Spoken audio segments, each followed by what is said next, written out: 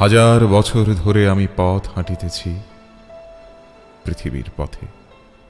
সিংহল সমুদ্র থেকে নিশীথের অন্ধকারে, মালয় সাগরে অনেক ঘুরেছি আমি। বিম্বিসার অশোকের ধূসর জগতে সেখানে ছিলাম আমি। আরো দূর অন্ধকারে বিদর্ভ নগরে আমি ক্লান্ত প্রাণ এক, চারিদিকে জীবনের সমুদ্র সফেন আমারে দুদণ্ড শান্তি দিয়েছিল নাটোরের বনলতা সেন। চুল তার কবেকার অন্ধকার বিদিশার নিশা, মুখ তার শ্রাবস্তির কারুকার্য।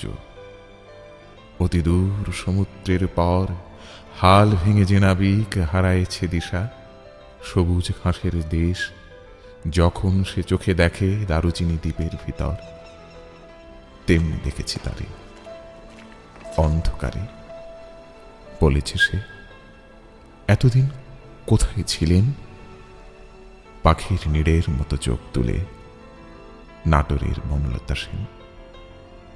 সমস্ত দিনের শেষে শিশিরের শব্দের মতো সন্ধ্যা আসে, ডানার রৌদ্রের গন্ধ মুছে ফেলে চিল, পৃথিবীর সব রং নিভে গেলে পাণ্ডুলিপি করে আয়োজন। তখন গল্পের তরে জোনাকির রঙে ঝিলমিল। সব পাখি ঘরে আসে, সব নদী ফুরায় জীবনের সব লেনদেন। থাকে শুধু অন্ধকার, মুখোমুখি বসেবার বনলতা সেন।